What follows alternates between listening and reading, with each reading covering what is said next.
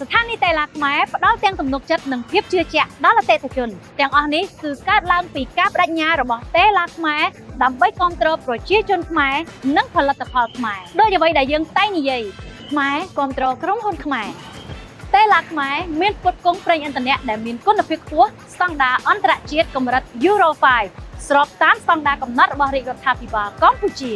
ប្រេងសាំងនិងប្រេងម៉ាស៊ូតរបស់តេឡាខ្មែរត្រូវបានធ្វើតេស្តដោយមន្ទីរពិសោធន៍ឯករាជ្យបញ្ជាក់ពីគុណភាពដើម្បីធានាការប្រើប្រាស់ប្រកបដោយទំនុកចិត្តដល់អតិថិជនរបស់យើងប្រេងឥន្ធនៈរបស់តេឡាខ្មែរក៏មានសារធាតុបន្ថែមគីនេតិកដើម្បីជួយបង្កើនសមត្ថភាពយានយន្តឲ្យមានសន្ទុះខ្លាំងនិងជួយកាត់បន្ថយការចំណាយការថែទាំយានយន្តផងដែរតេឡាខ្មែរក៏ផ្គត់ផ្គង់នៅ LPG Prim ធ្វើឲ្យម៉ាស៊ីនស្ទុះងាយស្រួលបញ្ឆេះនិងរត់បានច្រើនគីឡូម៉ែត្រតេឡាខ្មែរអនាគតរួមគ្នា